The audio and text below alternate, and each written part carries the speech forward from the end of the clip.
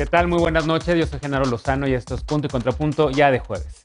El presidente López Obrador insiste en que el regreso a clases será presencial, llueve, truene o relampague. Pero los contagios de COVID-19 van al alza y el subsecretario López-Gatell no contempla ampliar la vacunación a menores de 18 años. ¿Es viable el regreso presencial de esta manera? Esta noche seguimos debatiendo el tema. El gobierno de México liberará a miles de personas que hayan sido privadas de su libertad desde hace más de 10 años por delitos no graves y que no tengan una sentencia, así como a personas mayores de 65 años con enfermedades crónicas y sin delitos graves, y también a quienes comprueben que fueron torturados o torturadas por el Estado mexicano. Es una buena amnistía, veremos los contrapuntos. Habitantes del norte de Sonora reportan balaceras y violencia desde hace ya una semana, pese a la presencia de militares y de la Guardia Nacional en la entidad. Esto será un reto para el próximo gobernador de Morena, Alfonso Durazo. ¿Podrá darle la vuelta a la inseguridad y a la violencia? Quédate con nosotros que ya empieza Punto y Contrapunto de jueves.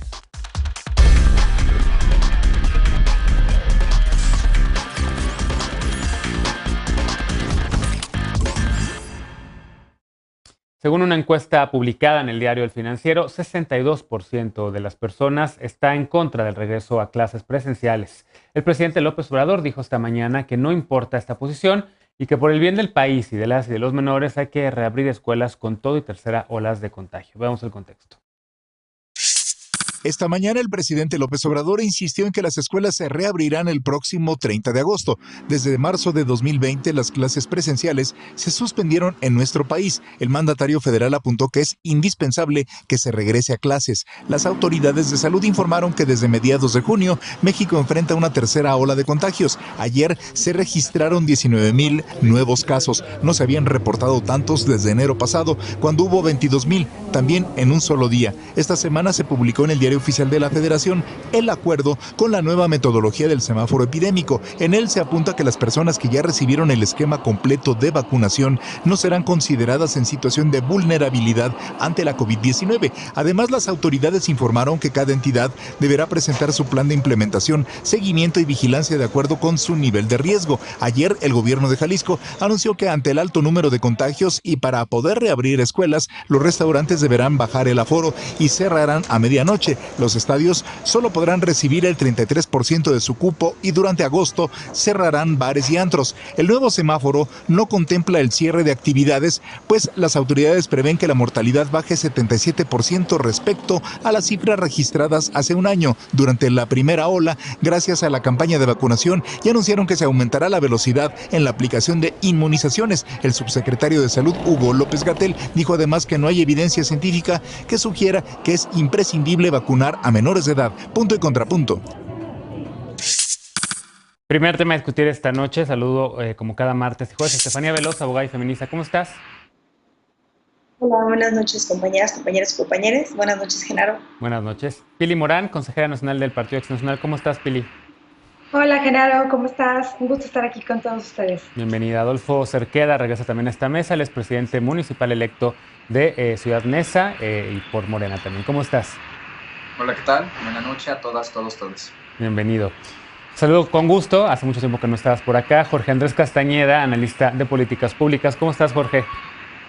Hola, Genaro, un saludo a todos, un saludo a todo el auditorio. Un gusto, como siempre, estar por aquí con ustedes. Me da mucho gusto recibirte de nueva cuenta. Oye, a ver, me quedo contigo. Regreso a clases y el tema de la vacunación. Se anunció, por cierto, hoy que por segundo día consecutivo la vacunación otra vez está rebasando el 1,000,000 de personas inmunizadas al día, lo cual es muy bueno, pero evidentemente está el regreso a clases a la vuelta de la esquina. Estamos regresando, digamos, de una manera que por supuesto yo entiendo la necesidad de que sobre todo niñas y niños regresen a clases. Han perdido ya demasiado. Yo mismo como profesor universitario pues no conozco a mis alumnos del último año y seguramente también ya ellos y ellas quieren regresar a las universidades. Pero ¿es viable este regreso tal y como lo están planteando? ¿Cómo lo ves? Bueno, ¿me escuchas? Sí, te oigo perfecto. Bueno, yo creo que el regreso es algo ya fundamental. El presidente en esta ocasión creo que tiene toda la razón. Llevamos casi 2 años perdidos y el impacto en esto en las trayectorias educativas de los alumnos y de los jóvenes en México va a ser terrible. Desde Mexicanos contra la Corrupción publicamos en diciembre, ya hace 8 meses, un estudio donde levantamos información en los municipios más marginados de Chiapas y vimos que casi la mitad de los alumnos ya habían abandonado por completo el sistema escolar. Tiene toda la razón el presidente, somos de los únicos países que no han regresado a clases y eso va a tener consecuencias para muchos años. Sin embargo, sigue cometiendo los mismos errores, confiando en la misma gente. Tenemos al subsecretario Hugo López-Gatell, que contrario a la tendencia en todo el mundo, donde ya se están vacunando niños y niñas, se rehúsa por alguna razón que nadie entiende. Él tiene información que el CDC no tiene, que el FDA no tiene, que los israelíes no tienen, por lo cual él no quiere vacunar a niños y niñas. Las cifras que presenta Alejandro Moreno en el Financiero son espeluznantes, pero muy comprensibles. La gente no tiene confianza en regresar a clases, la gente sabe que esta crisis no se ha acabado y no quiere mandar a sus hijos a la escuela. Se ven las ventas de útiles escolares, de uniformes y mucho tipo de bienes que se consumen mucho durante esta época del año, sí, no se están vendiendo como en otras ocasiones. La gente, por el mal manejo que ha tenido el gobierno de la pandemia, no hay que engañarnos, ya sabemos, son 500,000 de muertos, es una cifra espeluznante, pero tenemos que aceptar que esa es la realidad. Simplemente no tiene confianza en las autoridades para volver a clases y desafortunadamente los que van a pagar esto van a ser los niños y particularmente los más desfavorecidos. Bien.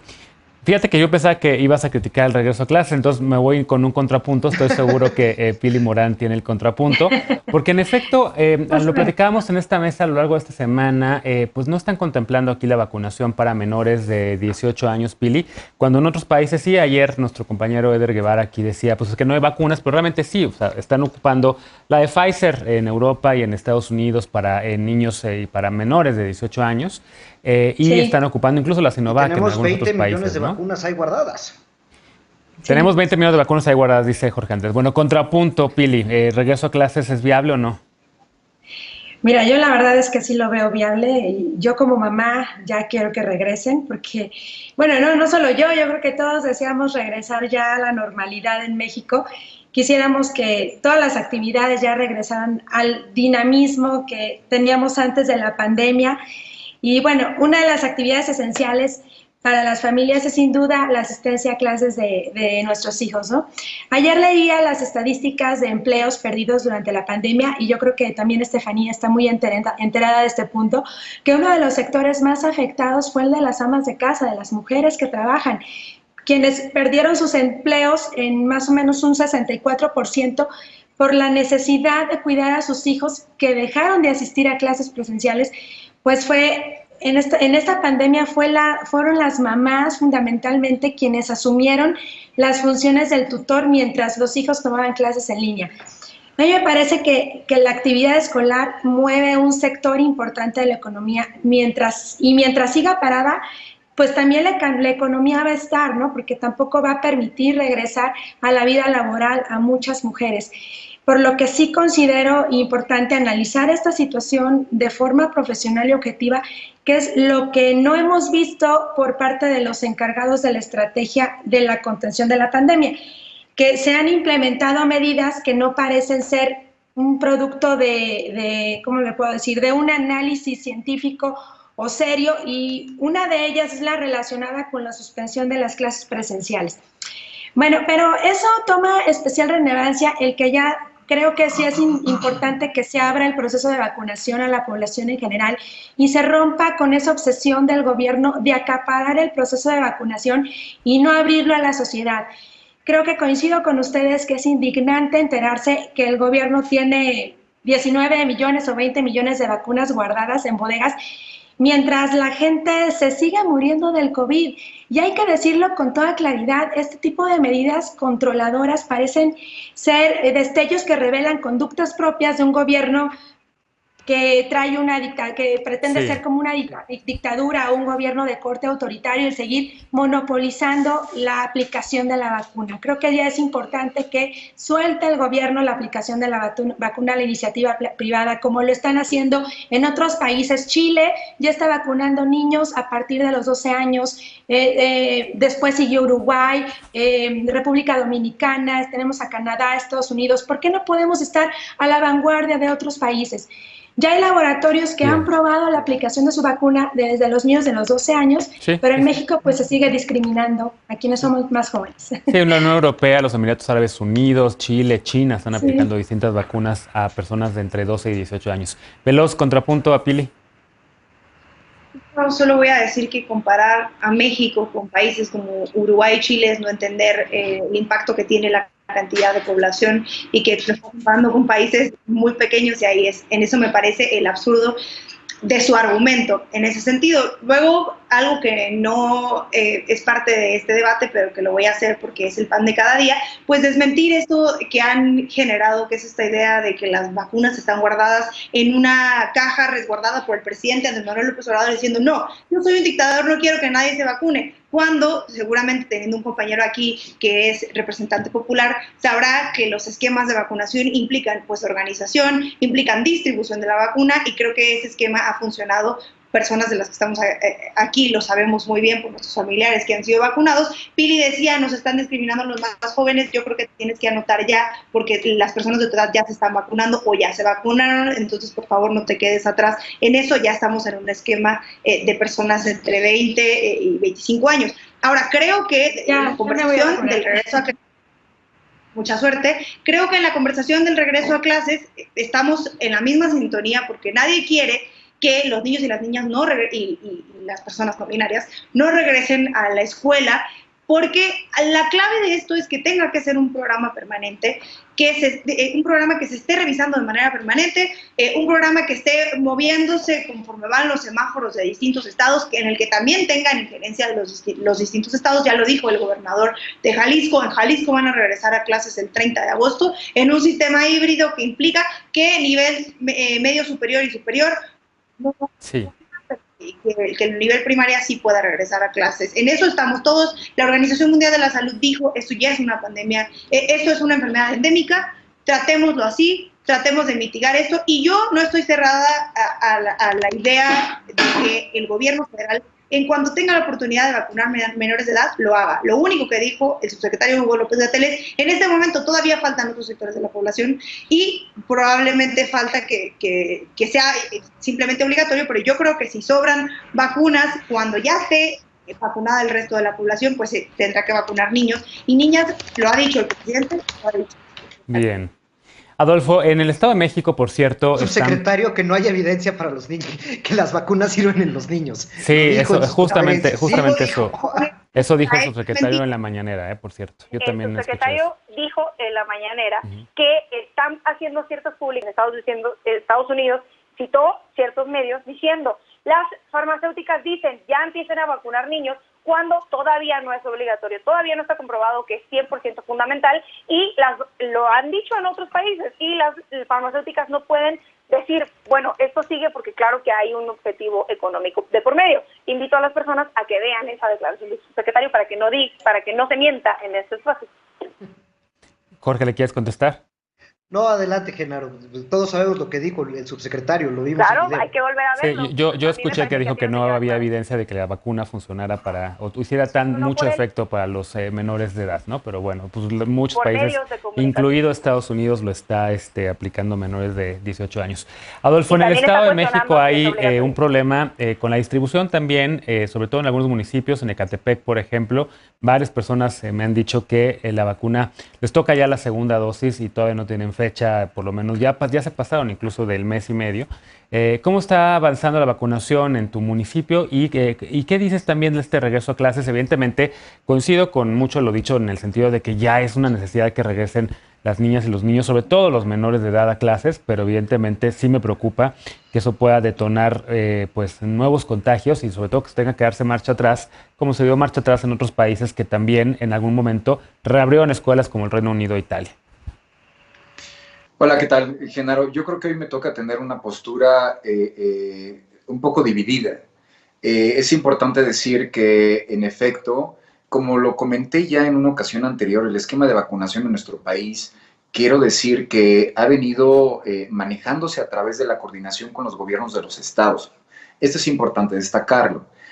Por un lado, y por otro lado, en el caso de Nezahualcóyotl, se ha concluido la vacunación apenas, bueno, hace una semana se concluyó la segunda fase de la vacunación de 50 a 59, ya se cuenta con la primera fase para personas de 40 a 49 y de 30 a 39 años. Ahora, en este sentido, quiero decir, en relación al tema de que los niños, los pequeños regresen a clases, miren, la postura creo que, yo también creo que hay efectos colaterales psicopedagógicos que incluso tenemos y debemos de tomar en cuenta al respecto de los adolescentes y de los jóvenes. Sin embargo, hay que decir que cada entidad de la República tiene características distintas. Hoy creo que el regreso a clases sí es necesario, en efecto reactiva la activación económica, pero creo que de fondo también habría que revisar, y lo digo porque así también se ha vivido en diferentes lugares, no solo del Estado de México, sino del país, que hoy hay muchas escuelas que se encuentran no en una situación óptima para que los chicos puedan regresar. Y entonces creo que también debemos de verlo de manera objetiva.